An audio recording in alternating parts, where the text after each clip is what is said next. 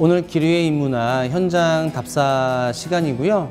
오늘은 저희가 교실에서 강의동에서 배웠던 내용들을 직접 찾아가 보고, 그리고 그 안에서 역사적인 이야기와 그다음에 그분들이 어떻게 살아가셨는가에 대해서 생각해보는 시간으로 꾸며지게 되는데요. 첫 번째는 김좌진 장군님 생가제를 가보게 됐습니다. 복원되어 있는 곳이기도 하고요. 사당도 있고 그다음에 기념관도 있기 때문에 짧게나마 이 더위에 그분이 어떤 삶을 살아오셨는지 알아보는 좋은 시간이 될 거고요. 두 번째는 만해 한용운 선생님의 생가지입니다. 만해 한용운 선생님은 이제 어릴 때 모습이 잘 알려져 있지 않아서 안타깝긴 하지만 복원되어 있는 생가지를 찾아감으로 인해서 그분의 삶, 그 다음에 그 당시 불교계를 대표하는 분으로서 어떤 의식을 가지고 살아오셨는지 알아보는 시간으로 꾸미려고 하고 있습니다. 올해로 독립 73주년을 맞이한 대한민국. 일제강점기 시절 나라를 찾으려 항일운동을 전개했던 독립운동가들의 희생이 없었더라면 대한민국의 광복은 이루어지지 않았을지도 모릅니다. 201명의 독립운동가의 고향이자 만해 한용운과 백야 김좌진 등 걸출한 독립운동가를 배출한 충절의 고장 홍성에서 그들의 발자취를 쫓아봅니다. 네, 여기 김좌진 장군님 생가지로 되어 있습니다. 지금 보시는 것처럼 기념관 한 곳과 저 뒤에 사당이 보이시고요. 그 다음에 우리 왼쪽 편으로는 생가지가 복원되어 있는데 99칸, 80칸에서 99칸 되는 부호셨는데 지금 복원되어 있는 거는 장소 여건상 한 칸 정도, 그러니까 한 집 정도만 지금 복원되어 있는 상태고요. 저희 먼저 요거 보고 그 다음에 기념관은 작아요. 그 다음에 저 위에 사당 올라가서 이제 순국 선열에 대해서 묵념 잠깐 하고요. 이동하는 그런 형태로 하겠습니다. 자, 천천히 가시죠. 그 소술대문이라고 해서 가운데 문이 높게 되어 있는 형태로 되어 있는데 지금 이것은 복원을 하다 보니까 지금 이렇게 좀 작게 되어 있는 거고요. 그 다음에 소술대문 바로 옆에는 우리가 흔히 알고 있는 마국간이 존재했죠. 지금 왼쪽에 보이시면 백마가 있습니다. 장군들이 많이 타던 백마가 저렇게 되어 있는데 저희 민족은 원래 저런 말이 아니었고요. 몽골 시대 이후, 고려 몽골 간섭기 이후부터는 저런 말들이 우리나라에 이제 많이 퍼지게 되고요. 그 다음에 저희가 알고 있는 조랑말이라고 하는 게 예전에 과하마라고 해서 삼한 시대부터 전해져 오고 있던 그런 말이 원래 우리 민족 한반도의 전통말이었고요. 저와 같은 말은 이제 몽골로부터 전달됐다는 걸 알 수가 있습니다. 여기 백야 김좌진 장군님께서는 1889년도에 홍성에서 태어나시게 됐죠. 3살 때 아버지를 여의게 되시고 어릴 때부터 이제 아버지에 대한 정을 얻지 못한 상태에서 이제 성장하게 되는데 어릴 때부터 억강부양의 정신이 많으셨던 분이셨다 보니까 이 주변에 살고 있었던 가난한 친구들, 그 다음에 거린들 그렇게 많이 돌봐주셨던 어릴 때 모습을 살펴볼 수가 있습니다. 그 다음에 이제 김석범 선생님으로부터 애국개몽운동을 배우시게 되고 나중에 여기 있던 지산 김복한 선생님의 이런 의병운동도 영향을 받게 되고 처음에는 애국개몽운동을 하시다가 나중에 후일 이제 독립운동에 특히나 이제 병사, 이제 군인 쪽으로 전념하게 되시는 거였죠. 어릴 때부터 병법서를 많이 보시다 보니까 이제 전문적인 병법 교육을 받지 않으셨지만 어느 정도 타고나셨던 그런 인지 능력과 함께 더불어서 그런 병법서들로 이제 교육받으셨던 게 나중에 이제 장군과 그다음에 사관학교의 교관으로 활동할 수 있는 계기가 됐던 거였고요. 그다음에 이제 대종교 집단이었던 대한군정소에 들어가게 됨으로 인해서 종교 또한 대종교로 변환하게 되시고 이제 만주, 우리가 알고 있는 만주 지방에서 활동을 하게 되십니다. 지금 이렇게 호명학교를 만드셨는데 지난번에도 말씀드렸다시피 이 한문 사숙하셨던 선생님의 조카였던 그분의 영향력을 받으셔가지고 애국 개몽운동 쪽으로 먼저 빠지게 됐던 거. 원래 지난번 수업에서 말씀드렸잖아요.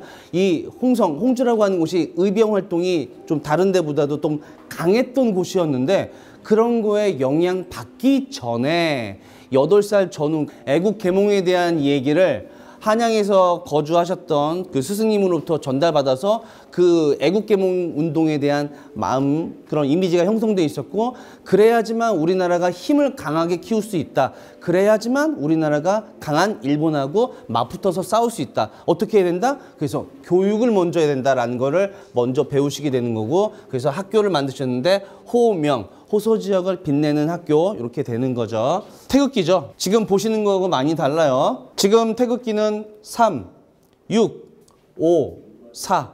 근데 지금 요게 사괴가 다르게 되어 있고요. 그 당시에는 이제 태극기에다가 염원하는 것들을 많이 쓰셨죠.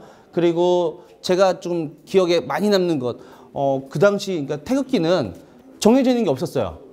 참고로 태극기는 박영규가 만들어왔다는 얘기가 예전에 있었는데 이제 그 설은 깨지게 되고 고종 황제가 만드신 걸로 지금 잡혀야 돼 있고요. 그 다음에 이 태극이라고 하는 문양을 원래 우리 민족이 옛날부터 있던 거고요. 궁궐에 가거나 아니면 그 흔한 왕릉 같은 경우에 가보게 되면요, 그 올라가는 계단이 있어요. 그런 부분에 태극 문양이 다 있습니다. 그래서 태극 문양은 원래부터 존재하고 있었던 거였고요. 그 다음에 주역에 보게 되면은 264개의 궤라고 되어 있습니다. 이걸 보고 이제 궤라고 표현을 하는데 그 궤 중에서 이제 4가지를 따와서 만들게 된 거였죠. 북로 군정서라고 보시면은 이 서자가 들어가서 보게 되면은 경찰서 같은 개념이라고 보시면 돼요. 예, 경찰서. 근데 경찰서보다는 조직이 더 큰 거죠. 이제 김좌진 우리 장군님께서는 어떤 조직에 가시든지 간에 행정 부분보다는 군과 관련되어 있는 군 통수하시는 부분에 있어서 이렇게 존재하고 계셨던 거였고요. 그 다음에 김좌진 장군님은 특별하게 정식적으로 군인 교육을 받지 않으셨던 분이죠.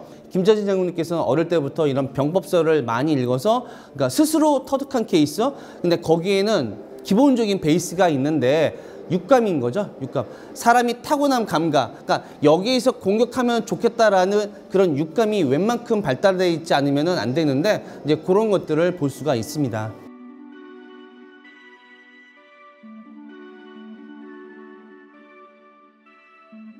한용운 선생님께서는 1879년도에 태어나게 되셨고요.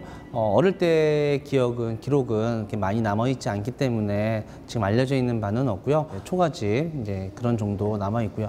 그래서 이제 성인이 거의 다 돼가는 17세, 18세 전후로 해서 그 당시가 이제 국권 회복기에 포함이 되어 있고 이제 우리나라가 일본에게 주권을 거의 뺏겨져 가고 있는 상황이다 보니까 내가 이 나라를 위해서 무엇을 할 수 있을까라는 걸 생각하시다 보니까 이제 큰 뜻을 품게 되셨던 거였고요.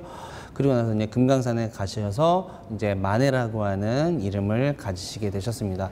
만해 선생님께서 총을 맞으셨던 경험이 있으세요. 그래서 여기 블라디보스톡에서 일본 그 밀정으로 오인 받으셔가지고 총을 맞게 되시는데 이제 그런 와중에 이제 불교에 더 심취하게 되는 계기를 또 가지게 되시는 거고요. 그 국외에서 독립운동을 많이 하시지는 않으셨고, 여기 설악산, 백담사라고 이제 여기에서 처음에 이제 귀의하게 되시는 거고요. 그 다음에 금강산에서도 이제 공부를 하게 되시는 거고요.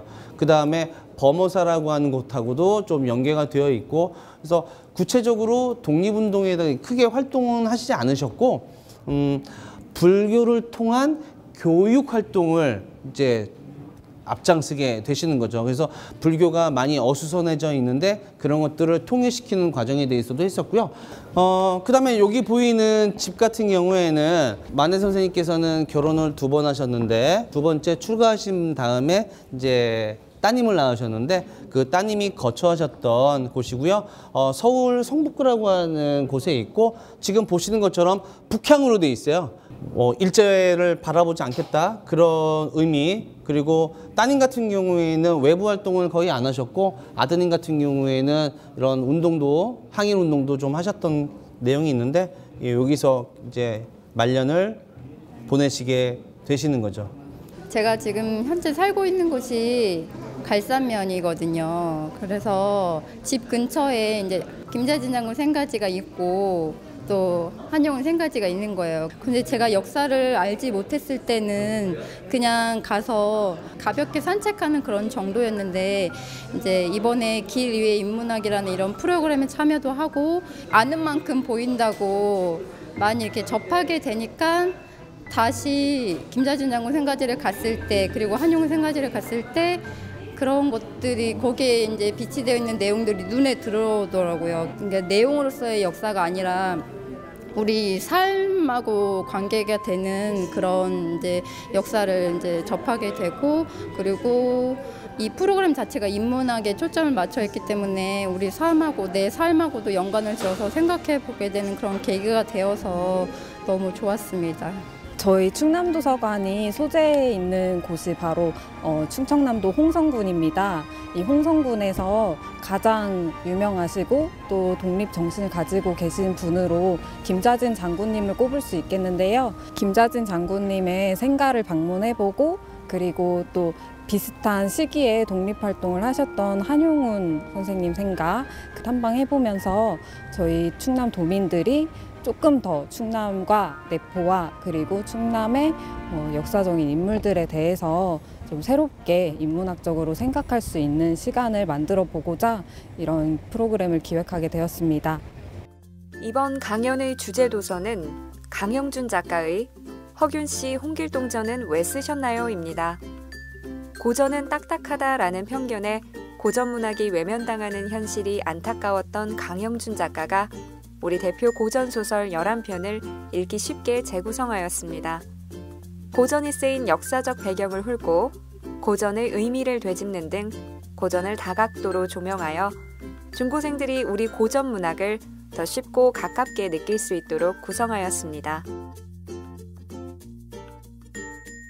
2018년 도서관 길이의 인문학 프로그램을 운영하는 충남도서관은 2018년 4월에 개관하여 충청남도 지식과 정보의 중심으로 자리 잡고 있습니다. 주민들에게 양질의 여가 활동을 제공하기 위해 다양한 문화 프로그램을 운영하여 주민들에게 평생 교육의 기회를 제공하고 있으며 창의성과 영감을 얻을 수 있는 꿈이 있는 문화 공간으로 거듭나고 있습니다.